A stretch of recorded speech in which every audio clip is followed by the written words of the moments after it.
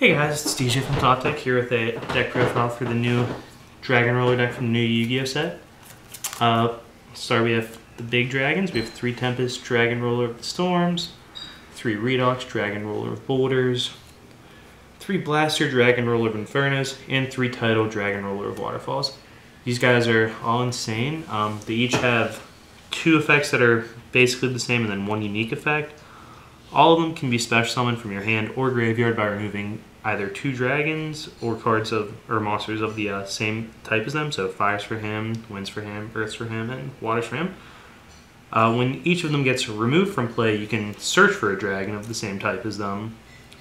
And there are other effects. Or for fire, you can discard Blaster and a fire monster from your hand to destroy 1 card on the field. For Tempest, you can discard himself and a wind monster to search for a dragon from your deck and add it to your hand.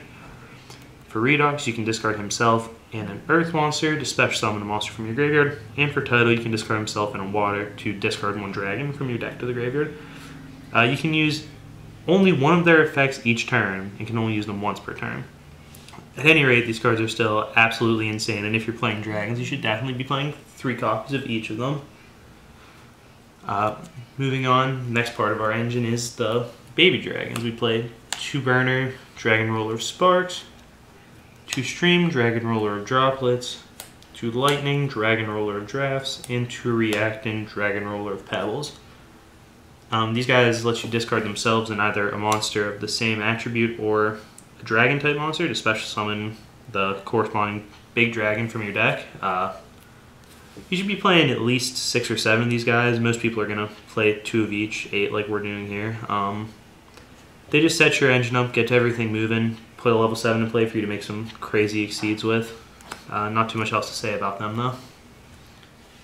Next we have our hand traps. We played 3 effect failures and 3 Maxi. Maxi is really good in a format with so much Mermail and Dragon special summoning all over the place. On top of that, he's an earth monster, and the effect of Redox to Reborn is very, very powerful, so it's good to have some earths in your deck. Veiler is also very good because it's a level 1 tuner, which with your level 7 dragons lets you make some really crazy synchros like Crimson Blader, which is a very key card in this format now, on top of just being great to negate things. And the last monster we play is 1 copy of Flambeau Guard. This card might seem a little surprising to some people since it's just a normal type tuner with 100 attack and 2000 defense, but being a fire lets you discard it for a Blaster, which can clear a lot of problem cards, and it's also searchable by Blaster's effect when he's removed. So again, you can make insane cards like Crimson Blader, which is huge. Moving on to the spells, we have 3 copies of the Super Detonation.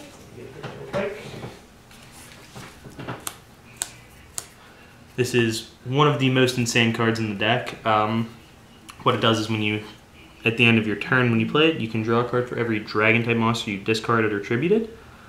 Activating the dragon's discard effects to destroy cards, or the babies to special summon cards, will have you discarding cards. So at the end of your turn, you're going to draw 4 cards a lot of the time. And Pot of Greed's banned for drawing you 2 cards, and this thing's going to draw you 4. You should play 3 of these and just do very unfair things to people.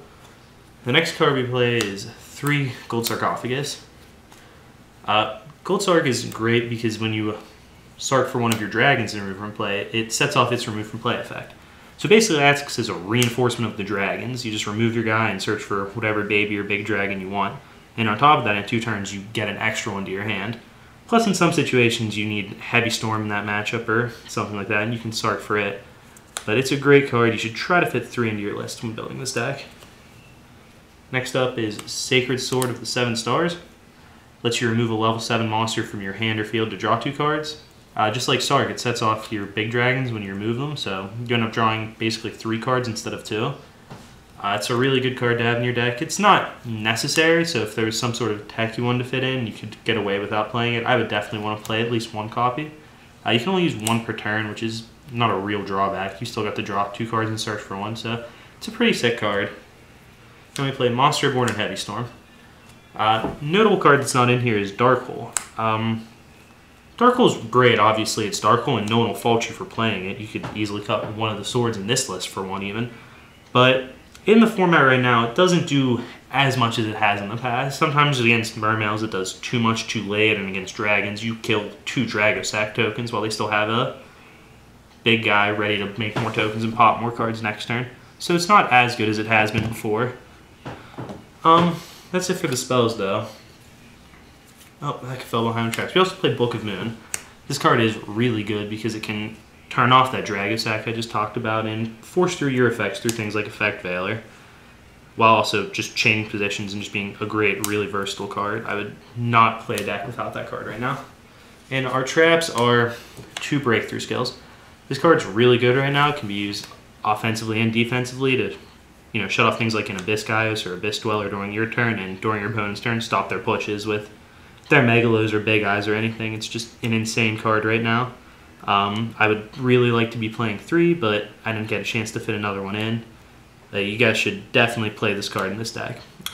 Trap that's not in here that a lot of people have talked about is Return from the Different Dimension. It can do a lot of insane things, obviously, since you're removing so many dragons with these guys. You can bring out 5 level 7 dragons and make 2 Xyz or something crazy, but in general it feels a little bit win more. Normally you don't need to do that, and it doesn't really help in any of your problem matchups. Like, if you're at the point where you can return, obviously you've been pushing dragons out all game, you should probably be winning. But let's move on to the extra deck. We have 3 copies of number 11 Big Eye. Snatch Steal, Change of Heart, Brain Control, some of the most broken cards in Yu-Gi-Oh! This guy takes their card forever and is on a 2600 body. You need to be careful playing this card because if they steal your Big Eye and they have a whole lot more than you, it can be a bit of a problem, but in general you want to play 2 or 3 of this guy in here. He's absolutely insane. There's not too many better rank 7s. Oh wait, except this guy, Mecha Phantom Beast Dragosac. He is your go-to rank 7. You'll be making this guy most of the time. What he does is use 2 7s to make him. You can detach 1 material to special summon 2 Phantom Beast tokens. While you have a token, he can't be destroyed in once per turn. You contribute a token to destroy a card on the field. Or actually just a Phantom Beast card. You contribute himself if the situation came up, which if he gets Breakthrough Skilled or something, that is a pretty good play to make. Yeah, in general, you'll be making this guy. The no attack drawback isn't really a drawback since you'll attack with your dragons first and make him main phase 2 a lot of the time. You want to play 3 of this card if you can get your hands on them. It's one of the only reasons this deck is like nearly tier 0. I would not sleeve this up without 3 of this guy. Moving on, we also have Gaia Charger and number 7 Lucky Straight. I used to have an Abyss Gaius in the Lucky Straight spot. I never made him through all the games that I've played. I figured I might as well try this guy. Maybe one day a situation will come up where I really need to destroy all other cards on the field. But it hasn't yet. This might just be better as a second Gaia Charger. This guy's really good in the mirror. Your opponent will often have Phantom Beast tokens from their Dragosac just sitting there, and if they get careless and leave themselves around 26 with tokens up, you can just drop Gaia and run over for game, which comes up a lot more than you would think. So I would definitely recommend trying to fit 2 of this guy into your extra deck. And maybe I'll find Abyss Gaius is necessary and I'm just losing because I don't have him one day, but it hasn't happened yet. Then we finally get to play Synchros again in this deck too. We play Crimson Blader. This is the best Synchro in the deck. When you hit your opponent, or run over one of your opponent's monsters rather, they can't normal or special summon level 5 or higher monsters during the next turn, which just shuts off this entire deck in most of Mermail's plays. So you want to make this guy when you can and get over their monsters because it will normally lead to winning. We also play Red Dragon Archfiend.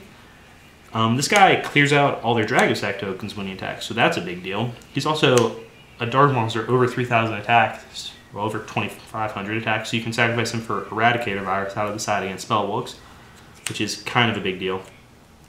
Then we also play Scrap Dragon. He's a dragon type. This card's just really good. I think you all know what he does. Then we play Black Rose Dragon. It's one of the only ways you can answer some cards like Obelisk the Tormentor that people are playing now to beat this deck, so I would recommend getting this guy in here. Play Ancient Sacred Wyvern. You can make him with Veiler and the 2 Dragosac tokens, so sometimes he'll just win you games for free by being a million attack points. It's pretty good. Play Ally of Justice Cataster. Haven't used him yet. Haven't really needed him at all. He might be better off as second Gaia Charger. Anything else Not really sure. And then the last card is Armory Arm. Veiler plus token, Flambeau Guard plus token. He just makes so many game pushes and makes your monsters bigger than things you normally couldn't kill, obviously. It's a really good card. You can also do some neat things, equipping it to your opponent's guys and ramming dragons into it till you burn them out. So it's a really good card to have in your extra deck. But that's all for the deck. If you guys have any questions or suggestions or want to see games with it, just let me know in the comments and I'll see what I can do. Thanks for watching.